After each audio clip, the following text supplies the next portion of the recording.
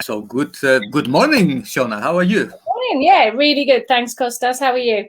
I'm fine, thank you very much, and lovely to have you here. So welcome to the Vision to Action group. And I understand you're actually just coming from a teaching session. Can you tell us a bit more what you have been teaching? Well, you are sweating a bit, so no, I'm not sweating. Exercise. Yeah, I teach a circuit training class on a Saturday morning. We just make it fun. So we were using the hula hoop this morning, balance beams, just lots of different things. Just we had some children as well who came along this morning, so they were putting all the adults to shame by being really good at the hula hoop, whereas the rest of us couldn't keep it up. But yeah, I do that a few times a week, and I've recently started doing it on a Saturday morning just to open it up to more people. So that's good fun. Nice day for it. It's a beautiful sunny day out there today. Absolutely, yeah, it's lovely here in Wales as well. Hula hoop. I mean, I've never done a hula hoop myself, but you know, who was that singer? It was a few years ago. It was on the Queen's anniversary kind of concert. Oh yeah, no, I remember Grace Jones, and I don't know if you watched that gig. She was singing while she was hula hooping throughout the song. I've never seen anything like that. That's amazing. Well, I started doing it because I had a client about 3 years ago, and she was 70, and she lost loads of inches around her waist just by doing half an hour of hula hooping a day. And I loved that. I thought, that's brilliant. And she was so energetic with it, and she'd put her favorite song on and do it to her favorite music. And she could do, like, she could walk back and forth with it and twist up and down. I can't do that. I can keep it up now for about 10 minutes, 15 minutes at a time. But I'm literally stationary and I'm just moving one way. If I try and go the other way, no way. So you cannot sing a song like Grace Johnson. No. The woman is 60 years old, you know, like we should give her some credit for it. Absolutely, definitely. Incredible. Okay. So, I mean, I introduced you for this interview as a Bionic Woman because I know that's the tag you like to use yourself from time to time, or most of the time. Can you tell us a bit more? I mean, I know a little bit because you can find them. You're quite open about it. Isn't on your website, your life events that led to you becoming the Bionic Woman. But for those of the viewers who are not knowing this story, can you tell us a little bit more about what led you to start using this description? Yeah, well, I guess in a nutshell, I've got more metal in me than bone. And I'm relentless. I don't give up. So if someone tells me that I can't do something, I'll find a way to do it. You know, I'll adapt, whatever. And, you know, the first surgery I had was in my teens, and I had knee surgery. So I've got titanium pins in my knee. When I was 32, I had a heart problem. I had actually had a mini stroke a few years earlier, and they didn't know what had caused it. But I found out that I was born with a hole in my heart. And I've now got like a little metal device in my heart. So that's more metal. And then 4.5 years ago, while cycling to work one day, I had a very, very serious cycling accident. And although I was wearing my helmet, my face must have taken the impact on a broken piece of curb. And I broke all the bones around my orbital area on this side, completely smashed my cheekbone into pieces, broke my jaw and fractured the base of my skull. So I've had total facial reconstructive surgery on this side, which has been rebuilt, which, you know, on a plus side, I had a free facelift on the NHS when I was 42. So, you know, it's not all bad. And I had a really good surgeon, you know, I mean, you can't see any scars. They're all around my hairline. But it was after that accident that changed me, but in a good way. So I now look at that as a positive experience, because I remember my consultant saying there would be certain things I'd never do again. I've always been into competitive sports. You know, I swam for Wales as a teen, as a child, and into my teens. I've always been into my fitness. And he said there would be things I'd never be able to do. So I wouldn't be able to run, nothing which involved any pressure around sort of my head, or would get my blood pressure up, my heart rate up a certain amount.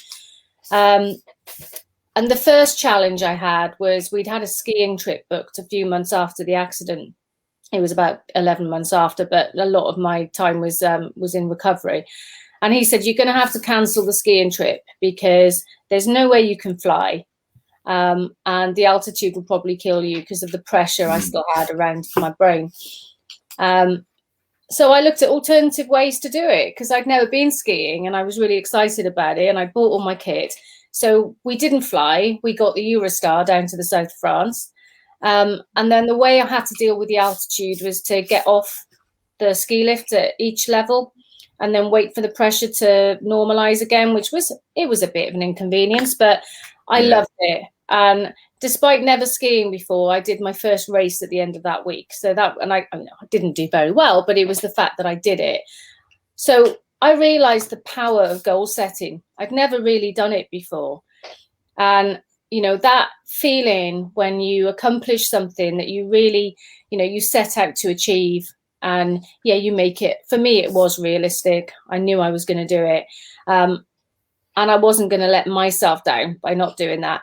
So then the next goal was to try and get back on a bike, because I really struggled, despite being, you know, a very good and a very keen cyclist up until I had that accident where I'd go off and do, you know, velothons, which were 100-mile bike rides quite regularly, ride London, ride to work every day. I just had this barrier. I couldn't get back on a bike. So I decided to enter a half Ironman event, which involved, part of that was 56 miles on a bike. And I did it for a very good charity. So, yeah, I did that. And again, can't say I enjoyed the bike element of it. My hands looked like I'd been on a white knuckle ride because I was holding on for dear life. But I did it, and that was the important thing. So that was something else I'd conquered. So that's kind of where the Bionic Woman as well comes from, because whatever somebody tells me I can't do, I'll just go and get it. Wow, that's I mean, that's more than most people will have gone through in a lifetime, isn't it? Sort of you've gone and I mean, it's just maybe, you know, I look at things that everything happens for a reason, you know, and a lot of stuff changed in my life after that accident. You know, my career changed, you know, just when everything was going right and my business was starting to pick up and do okay. I ended up getting diagnosed with uterine cancer 2 years ago and had to have a total abdominal hysterectomy, which then pushed me straight into early menopause. But I think because of what I'd been through before, I just stayed in the moment. I just didn't worry about what ifs, and I really wasn't that stressed about it. I knew somehow in my own mind that wasn't going to get me. And within 5 weeks of having a massive surgery like that, I was back on the bike teaching classes again. So that's amazing. Yeah, and that's something that I'm often talking about, and I'm quite open about my own story as well, in terms of I had a beauty business, and then it went kind of a bit it went a bit wrong because of the pandemic, basically, and you know, I had to close down, and there was debt, etc., etc. And sometimes, you know, you can let these things get to you, isn't it? If you start seeing the massive failure, or as life is throwing all these curveballs to me and it's not fair, and look at the other people and they're doing well, why are they lucky and I'm not? But at the end of the day, and that's what I understand from your story as well, it's about it's about your own mindset, isn't it? How you look at things, how you decide to incorporate them in your own story and say, well, actually, you know, what that means for me is like, in your case, I'm the Bionic Woman, right? I'm going through all this, and I'm becoming strong. I'm becoming stronger and better. You know, and I have more, like you say, more metal in my body than bones, literally. Yeah, and you know, if I'm totally honest, it wasn't always that easy. You know, I did used to feel like a victim. I did used to, you know, feel sorry for myself, and it was a proper pity party all the time. You know, why me? What's going to happen next? One thing after another. I was a very negative person. I couldn't be more different now. You know, I will look for positives in every day. I start my day off with positive affirmations. You were a negative person, like that's before I know you, obviously, because I would never describe you as a negative person. No, I was somebody, I used to live in the past. I used to worry about what people thought of me. I'd worry about what was happening tomorrow, next week, next month. Seriously, I was, you know, part of that was down to the fact that, I was at one point very burnt out in the job that I was doing, and I felt I think all of that had an impact on me as a person, because I lost my self-esteem, my confidence. I see myself as a failure. I had very high expectations for myself, and having sort of really thought about that a lot over the last few years, and working with similar people, so helping people who had the same kind of background as me, like very competitive growing up, you know, swimming for my country. You had to be the best to go on and do better. And I was always made to feel like, you know, if you don't win, you don't succeed. You know, an example was, I remember going for my driving test when I was 17, and, you know, whether my dad meant it or realized what he was saying, as I was walking out the door, he said, just remember, when you take this test today, you cannot fail, because no one in our family has ever failed their driving test first time. And That's very encouraging. Yeah, I mean, that's a lot of pressure on anyone, never mind a 17-year-old girl. I don't think he really thought about what he was saying to me, but, you know, I did pass. And I remember thinking, oh, thank God for that. You know, thank God I've passed my test. But actually now I'm like, well, so what if I didn't? So what if it took me 5 times? It might have been down to circumstances on the day, or it doesn't mean that you're not good enough. And I think once you start letting go of that need to be perfect, the need to be the best or who's best all the time, life just can become a lot better. But it wasn't easy to do, and it did take quite a long time. But, you know, once I'm at ease with that, and I'm able to, you know, at the end of the day, reflect on my day and think, okay, so what have I done today? Was today a good day? Even when bad things have happened, there's always something that, you know, good that will come out of that as well. Yeah. And it brings us, I think, nicely to my next question, which is about burnout. And that was one of the things, wasn't that, led you to change your career.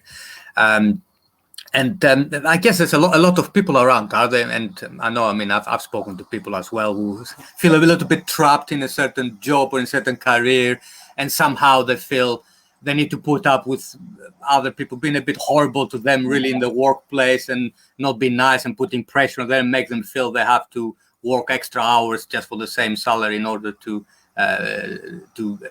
succeed, or even in order to survive even in that job. I mean, what would you say to these people, you know, who feel so burnt out and overwhelmed, and would think, well, you know, the thing is, you know, I'm familiar with that. That's what I know, and I don't know what else is out there, and I feel, you know, I don't feel confident enough to do anything else anyway. Yeah.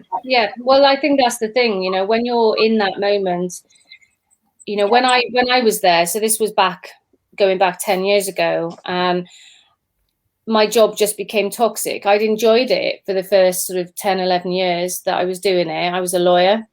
And then we had a change of leadership, and I had a daughter. And I realized I wanted to be one of those mums who was sometimes at the school gate doing the school drop off and pick up. And my request for flexible working was granted, but my new line manager, his view was very different. And he said, you know, as the only woman in the team, don't think that you're going to get any special treatment. You've still got the same targets as the full-timers. Now, if I was stronger, and I mean, I should have known this because I specialized in employment law, but, and I knew that there were things I could do. I could put in a grievance, I could go to HR and stuff. But I don't know, I think at that point in my life, I'd started to lose that self-esteem, lose that confidence, because he was telling me I wasn't good enough. And you start to believe it. I made a mistake one day in work, and I sent an email to the wrong person. And when, again, I reflect on this, I just finished a nearly 80-hour week, and I would come in 6 o'clock in the morning, get home around 10:30, 11 at night. I wasn't eating properly. I was starting to have panic attacks, but I didn't know what they were, and thought I was dying the first time I had one. I also didn't talk to anyone about them because I felt like an idiot. And I would just plow on all day, just drinking coffee after coffee after coffee, reaching for the unhealthy snacks in the vending machine. And I wouldn't take my breaks, because I thought if I take a break, I'm going to have to work later. And, you know, and I need to get home at some point. And then I'd panic about that. And I made this mistake by sending this email to the wrong person. And, you know, there was nothing confidential on the email, but the way the company looked at it was that, well, there could have been. Fair enough. So I was suspended for a week, reported to my professional body for professional negligence. So they had to carry out an investigation. Is that normal practice? That sounds like a bit draconian to me. Yeah. I mean, you know, I think they did take it a bit far. But I mean, this might sound a bit silly. My line manager didn't like me. He wanted me out. I was an inconvenience in that team. You know, I was the only woman in the team. He made it quite clear in conversations with me that his own wife had 4 children with him, and her job was to stay at home and look after the children and do the cooking, cleaning. And he didn't think that women should work, you know, paid work when they had children. That was those are his values, those were his beliefs. And I'm not going to step in the way of his values. I just feel very sorry for him if that's what he believes. And I got in the way of that, and he didn't like it. And I was quite headstrong at one point, you know, and I'm quite stubborn. And I would plow through, and I felt like I had to prove something. But over a period of probably not very long, just a few months, you know, I thought I was a failure. I thought I wasn't good enough. And then he just cemented that. When I got when I went in for the disciplinary hearing, I got given a final written warning. And the one thing he said to me, and I'll never forget this, was, you need to remember that in this world, we're not humans, we're robots, and you can't make mistakes. And that then took me back to my childhood when, you know, my dad was a bit like that. My dad, you know, with the driving test thing, and I kind of believed it. And then that pressure on me to always get everything right was just immense. And in the end, I ended up collapsing and being in hospital. So yes, I was struggling with burnout, and I did come back to work after a few weeks. I literally spent 3 weeks in bed after that, and that's not like me at all. I had no energy, nothing, and I was upset all the time. Just felt very, very unwell. And when I came back, I realized that I couldn't stay with that particular company anymore. So when somebody's thinking about changing, you know, a job or career, you don't always have to change your career, but it might get to a point where that specific job you're doing, whether you raise grievances, whatever, or you might not even have that process in the company because you might work for a small business that doesn't have an HR team and stuff. If it's getting to a point where you don't have a say and you're just being expected to perform over and above all the time and not have any time for you, then maybe it's time to move on. And, you know, there'll be lots of skills that you pick up as you carry on working that can transition into other roles. And think about the things that make you want to get out of bed in the morning. What makes you happy to get out of bed on a Monday morning? And if you're dreading, if you get to a point on a Friday afternoon and then your weekends are ruined because you're dreading going into work on a Monday, something needs to change. For me, it was my career in the end, because I carried on in law for another 7 years after that. But I'd lost my love for it. You know, whereas it was a job I had once absolutely loved and always thought I'd do. When you feel like that, you can easily fall out of love with that career, and it's time to find something else. And it's not easy. And that's why you need to get some help. And I wish I got some help sooner, because it might not have taken me 6, nearly 7 years to recover from it. Yeah. And I feel what you say. I mean, I had a conversation recently with a friend who was struggling quite similarly with. He was in a job which looks okay on the outside, and he was a team leader, and he was giving him, you know, it was paying well, and it was of course quite respectable, you know, working for this organization. But he was really, I mean, if we looked at his values, he was more an outdoorsy type of person. He liked the outdoors. He liked to be at the front line, to meet with people, to speak to people directly. And he was sat behind the computer most of the day. It couldn't be any more different. And yes, he ended up. He wasn't also not being valued by his managers. He was being the whole time, made him feel that he wasn't good enough. And it's a pity, isn't it, when people get trapped in that situation and almost think, well, there is no way out. That's what I should be doing. Because like you say, well, you actually do have a lot of skills. It's just that when you are in that position and people are talking down at you the whole time, it just feels temporarily that you're not worthy. But that could make it further from the truth, couldn't it?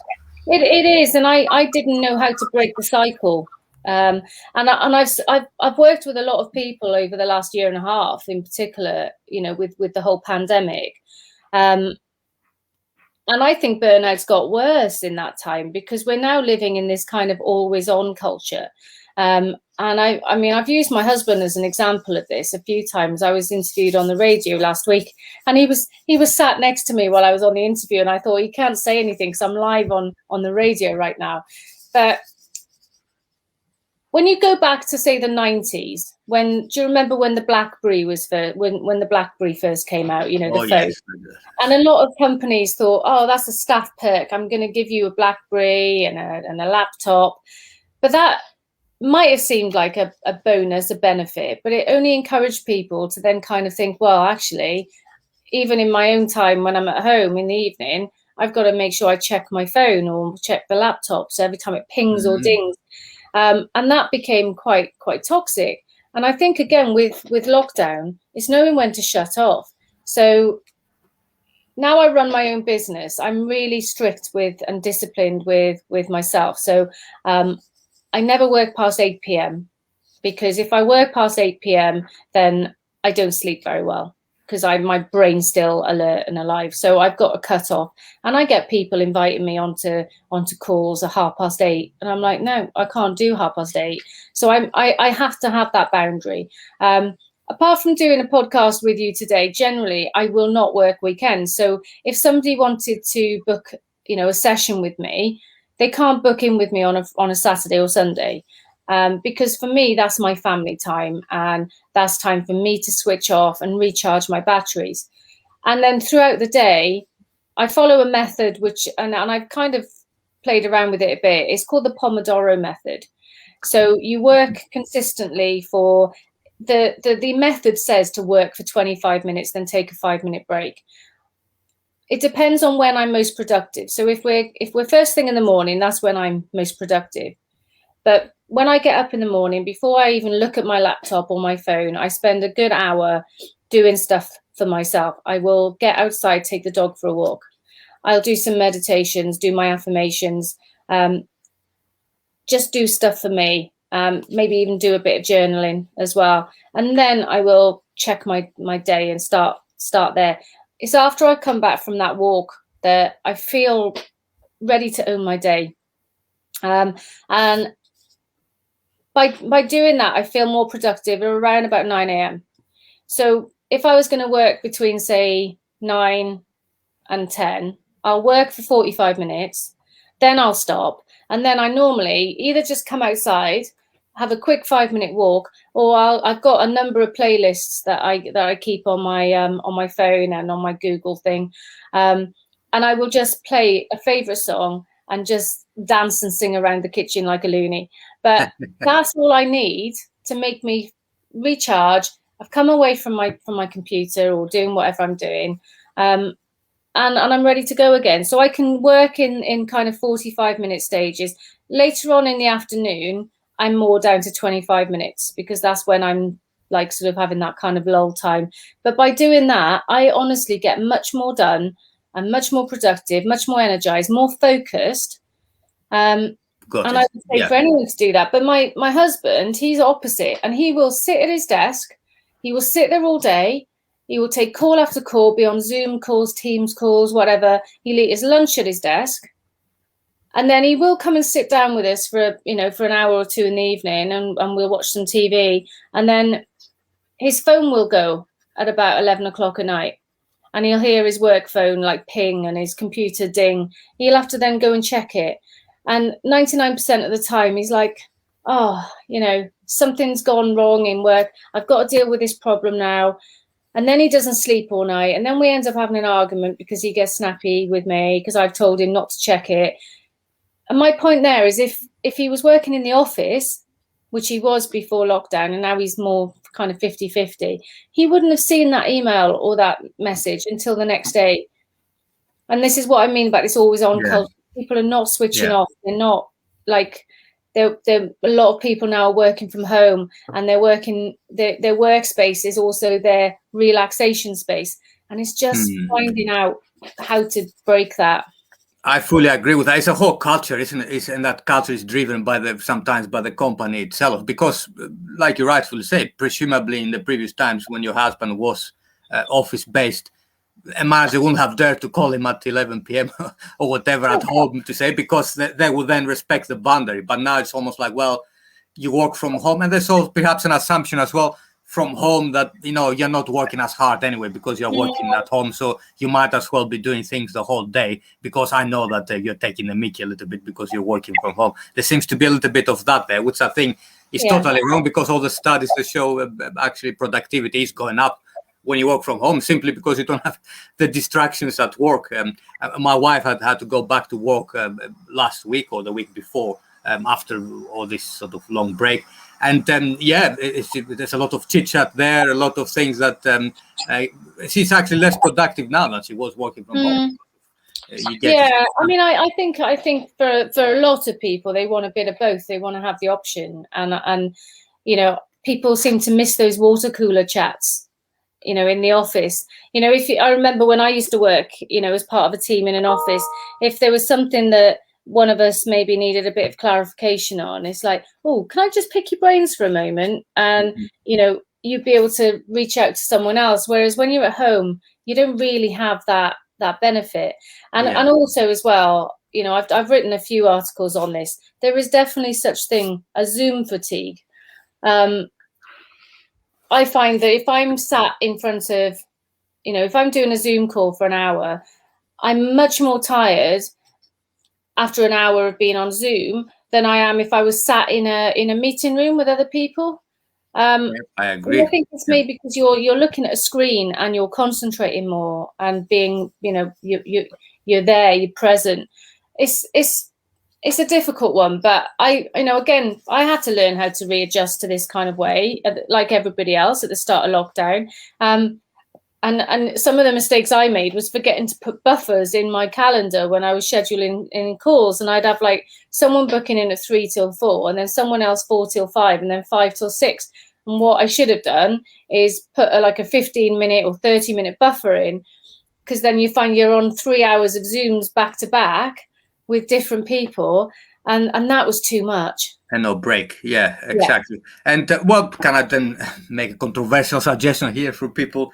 If you feel like everything's blending into one and you miss the water cooler calls and everything, pick up the telephone. Really, that's what I'm saying to start. I know it's a bit old-fashioned, but it does really help a lot of things forward. Sometimes I've got this. I'm team leader as well as part-time for my role as helping victims of crime. And sometimes you got all these emails flying around. Just pick up the telephone, speak to people. Yeah. Then that saves about 20 emails, I think. That's just my... Yeah, you're right. And, not enough people do that anymore at all. Yeah, so something to think about. So let's change topic now. Male menopause. So it's something that I know that you have been quite... talking quite a lot about it recently. I'm quite intrigued, as a lot of males, I guess. I didn't know it was a concept. I didn't know it was a thing. Clearly it is, based on what I've read, but I'll let you explain a little bit more about it. So what is male menopause? Should we males worry about it? Not as much as women. So I think I did a live video a few days ago on this, but mainly on the basis that men experience menopause too, but not so much from the fact that they get hot sweats and stuff like that. However, and I'll come on to that in a bit, because there is a name for it, and it's called andropause. Now, some people will disagree with that and say that it's nothing like menopause, and that is correct. The hormones are completely different. So when a man and a woman from about the age of 40, we all start to have different hormones going on. So with men, you'll start to lose testosterone, and women, we lose our estrogen. And both have similar effects. So with a man losing their testosterone levels, You might find there's a muscle weakness. You might put on more weight around your waist. Same as women with the lack of estrogen. Your muscles get weaker, your bones become, brittler, and more and more women put on weight around their waist area. This seems to congregate there. And there are things you can do, and I won't go into all of that here. There's a lot of things that both men and women can do. In fact, sometimes for men, it's easier because you'll just get some testosterone tablets or a shot, and that can normally just balance it back out. And it's easier to get that on the NHS at the moment. But my main thing about men experiencing menopause is, so I went through early menopause 2 years ago. When I had cancer, and I had to have a total abdominal hysterectomy, and it hit me at the time like a ton of bricks. It was only then that I'd realized that actually that last year of my employment as a lawyer, I was experiencing perimenopause, and that perimenopause seems to be when you get most of your symptoms. So every woman is different, and the symptoms can vary. There's something like 60 different symptoms, but the most common ones are things like hot flushes, mood swings. For a woman, your periods just either stop or go all over the place, or they can be really heavy or whatever. It's not nice. Brain fog and weight gain around the waist. So those are kind of the big ones. There's lots of others as well. And that last year that I was working as a lawyer, I just thought I was losing my mind. I'd be halfway through a conversation with a client and I'd completely forget what I was talking about. And I remember one day driving, because after my cycling accident, I didn't cycle into work anymore, but I would drive to the park and ride and get the park and ride in halfway and then jog in the rest. The park and ride was somewhere where I knew where it was. And the amount of times that I'd have to stop and pull over to the side of the road because I'd forget where I was going. And I'm like, no. I find myself going up the M5 to the next junction sometimes. I'm like, what on earth am I doing? But I think the most embarrassing one was when I was with my daughter and I was picking up a prescription from the pharmacy. And when the pharmacist asked me what my address was, I couldn't remember where I lived. I knew where I lived, but I had no idea what the address was. It was just complete mental brain fog. And I got quite distressed about that. And I had to ask my daughter, who was then 8, what our address was. And I just couldn't wait to get out of there. And I've now spoken to a lot of women who have felt the same. And the average age for menopause is 51. Mm-hmm. All right, I was a bit younger because of my cancer, but the average age for a female CEO is 55 in the UK. And it seems that there's only 6% of women in the UK who are CEOs. And from a lot of women that I've spoken to and interviewed, it seems that just as they're about to step up the ladder in their career, their body starts to betray them. Whether it's running outside to wait out a hot flush, skipping meetings because you're feeling like you're not quite with it today, and that really can have a knock-on effect on your confidence. And so many women are not going for those promotions because they're feeling like they're not good enough for that. They don't understand what's going on with their body. But from a male perspective, when I think about it, I took those mood swings out on my husband because he was the closest one to me.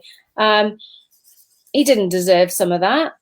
And then after I went through the menopause 2 years ago, within a couple of days, I started to get these hot flushes. And this was like in the middle of winter, and it would be freezing cold outside, and I'd have to get him to have the patio doors open. He's there with a blanket up to here, freezing, and I'm there going, oh my God, I'm so hot. And I didn't know what was going on. They'd only last for a few minutes, and they'd ease off. And within a few months, despite being, very fit and teaching lots of spin classes every week, I put on about a dress size around my waist, and I couldn't get my jeans done up. This is before the whole lockdown stuff. So, I couldn't blame it on lockdown. and it got me down. I was like, why am I putting on weight? So, and then the other big one for me is I completely lost my libido.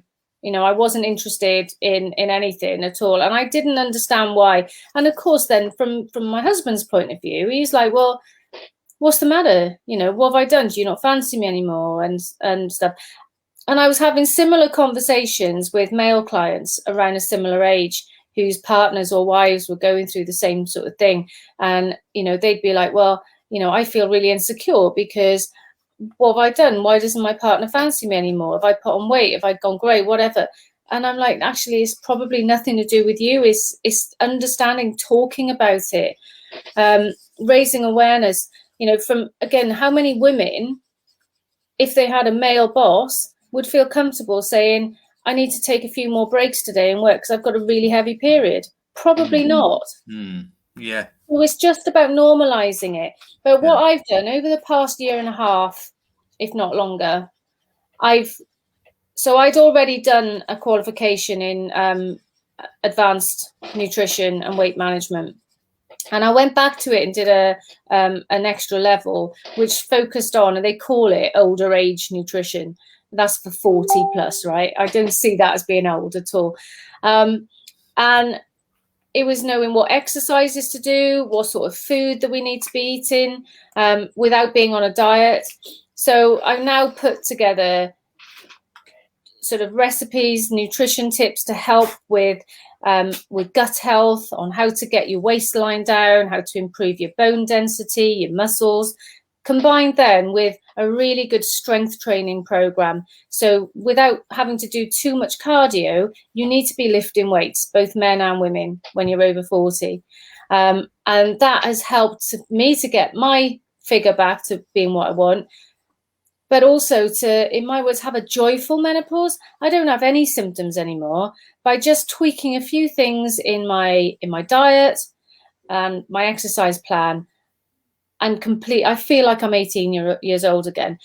There's no reason why a man or a woman should dread this stage in their life. It's just a natural transition that people go through, and we just need to get people talking about it.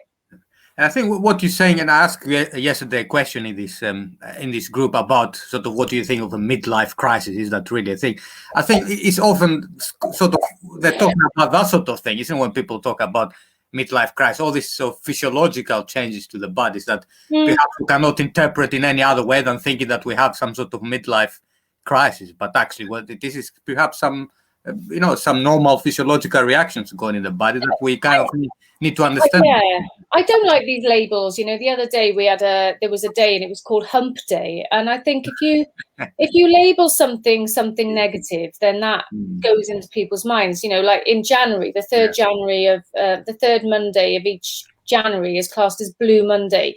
So, you know, because we have shorter days, people's credit card statements coming in after Christmas. That was a marketing trick, that one, but that was literally invented by a company to make money. And I mean, I know people that as soon as the clocks go back in October, and I'm not saying this is not a real condition, but part of it is like it's waiting for it to happen. They call it SAD, seasonal affective. Oh yes, that comes every year, doesn't it? The SAD. Yeah. But you don't have to feel like that. If you tell yourself that you're going to have seasonal affective disorder, then you will have it probably. And this goes back to what you were just saying. It is a mindset, and you have a choice as a person. And for me, every day is now the same, and I make the most of every single day. And you don't have to have a hump day. You can choose to have a good day, and some days will be better than other days, and that's fine. That's just life. Absolutely, yes, and I fully agree with you. Brilliant. So let us move on to a different topic then, Sean, and that of perhaps we can combine the two, like sort of public speaking, which I know you're doing, and book writing. So those are kind of public activities, are they? So I'm just really curious more about sort of what compels someone to go out there, for instance, to tell your story to tens of hundreds of people that you presumably never met before, or to write a book. Because I read sort of one of the books that you were involved with, and I know there's a second one coming, isn't it? So the one I read was The Girls who refused to quit. And that's your story among some other really wonderful inspirational stories of other women. So I'm just curious, what drives someone to write a book, to go out there and speak publicly? Yeah, well, I didn't write my book for a long time because I thought, who the hell would want to read a story about me? I'm just a normal person. I'm nothing special. And then I kind of thought about it for a while and thought, well, I wish I'd had a book like this to read 10 years ago when I was really struggling. And there wasn't really anything that I was aware of out there. You know, there were lots of books by celebrities. There always will be. But trying to relate to their situation, you know, when you're not a millionaire, when you don't have a nanny, when you can't just fly off to another country. You know, I think at the time when I was really struggling, I read a book by Katie Price, I think it was. And I'm not saying that she didn't struggle when she divorced Peter Andre and she had a couple of kids, 3 kids or whatever. But, you know, she was there writing in a book about how she was really going to struggle because she had to go to the Caribbean with the kids on her own and the nanny. Well, I would have liked a night away in a tent in Weston-super-Mare at the time, but I couldn't do it. So when I did write my story, I basically wrote it for someone who was just like me, but just a few steps behind. And the people I work with now, a lot of the clients who come to me are just like that. You know, I recently worked with a lady who's fabulous person. She's a solicitor. And she was struggling with burnout in the current job that she was in and had no time for herself. She'd lost her self-esteem. And she did my signature program with me. And halfway through it, she got another job. But at the start, there was no way she would have thought about that. She had no confidence to go for like an interview or anything. So we worked on all that stuff with building her confidence and did some role play stuff together. And now she's like a completely different person. She's back to being bubbly and happy, and she's got time for herself, still working in the same career. This is what I mean about not having to change your career. It's not always that black and white, but she had to get out of the place she was in because it was toxic, and nothing she did was going to change that. So when you don't have that control, you've got to be able to do something else, and there is always something you can do. But you know, I was able to resonate with her a lot and see myself in her, and this is where it came with the book as well. And the same with my second book that's coming out in about a month's time. It's more a book about resilience and strength and showing people that you can either be bitter or better, you can be a warrior or a worrier, you can give up or get up. You have a choice. And it's knowing how to interrupt those cycles of overwhelm, etc. And that's kind of what I share. So yes, I share my story. I share, you know, many years of what things have happened to me, because bloody hell, you could not just write a book on it. You could probably make a really good movie on it. So anyone out there who wants a good movie, I know who I want to play. We have a few artists here in this group, so get in touch with Shona if you for the I think it'd be a great movie. You know, it's one of those ones. If you've ever seen the movie Final Destination, my life's a little bit like that, although death hasn't caught up with me yet, and I don't intend it to for a long time. But I've literally nearly died.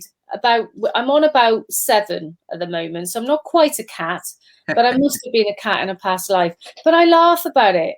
You know, I can laugh about what's happened now, because all of those things have made me into the person I am. They've made me stronger, but I've chosen to do that, and that's the important thing.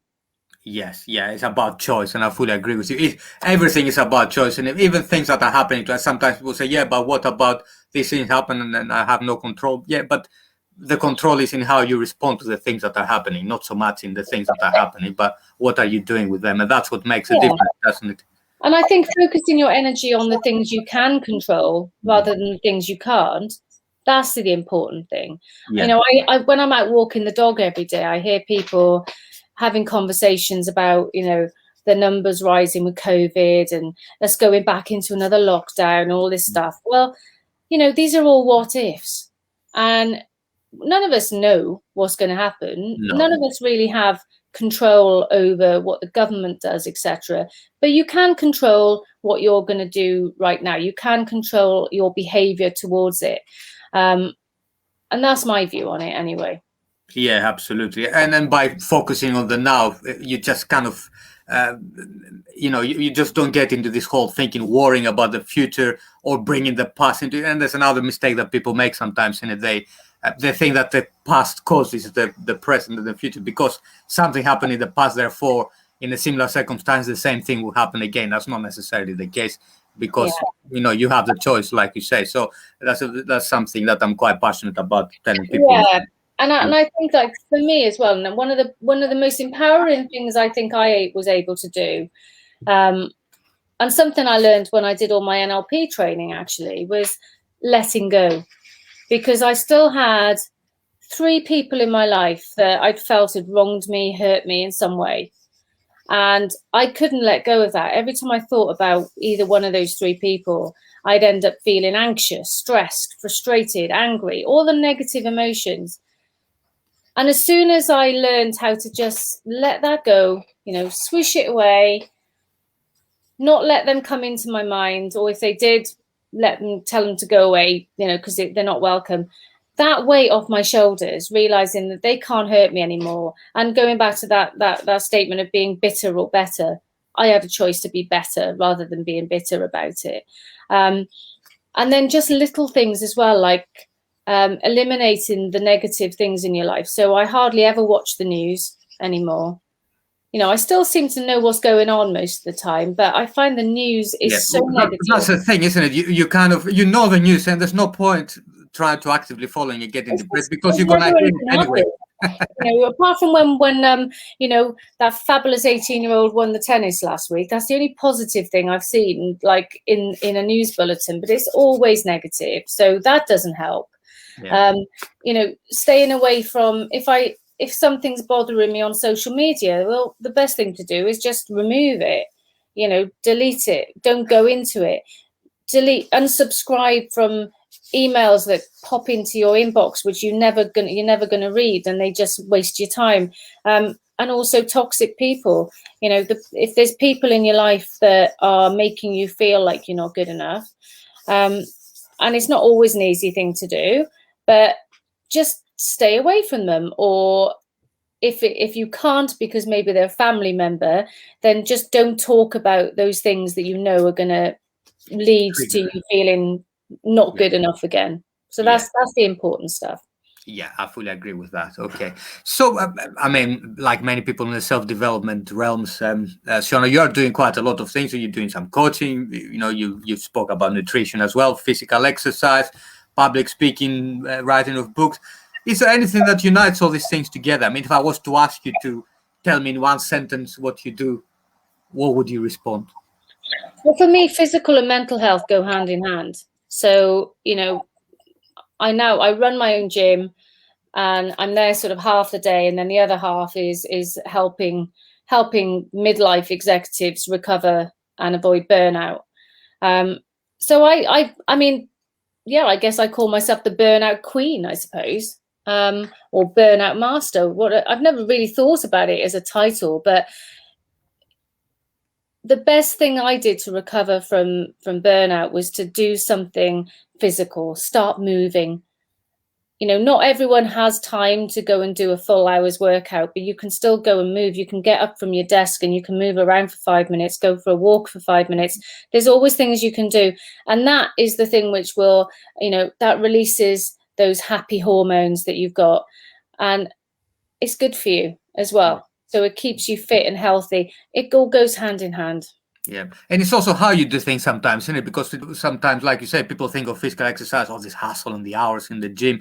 But sometimes it's about when you go out to your corner shop to buy something, go at a faster pace so you can actually do a bit of an exercise, so you can actually, just by changing the way you do things, you can actually create more exercise and more movement and more energy anyway. Well, I'll show you a quick demo actually. I'll grab a straw, and I've got my bottle of water here, right? I'm going to show you something which I've worked with this with people I've got a couple of Facebook groups one of them is just called the Joyful Menopause. And quite a lot of the women in that group had said to me, I don't have time to do any exercise. I don't have time to even go out. And I'm thinking, right, again, this is a choice. But there's things you can do when you're just boiling the kettle, right? And this, I'll show you how to do it. I'm going to grab a straw.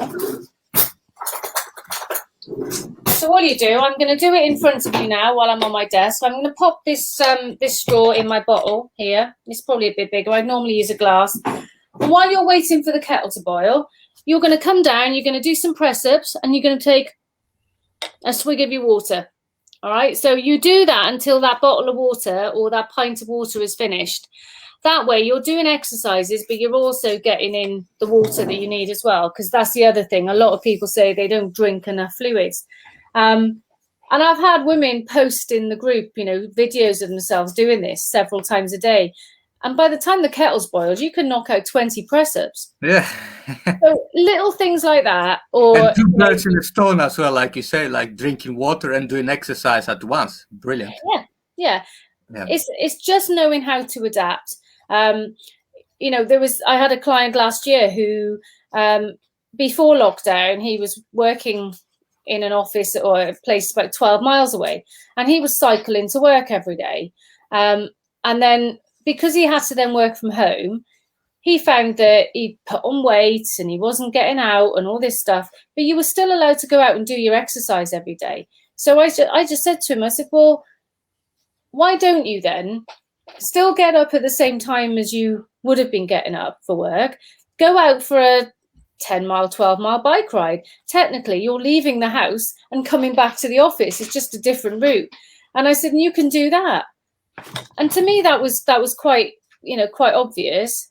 But it's getting people to think for themselves. And if he wanted to, he could do it again at the end of the day.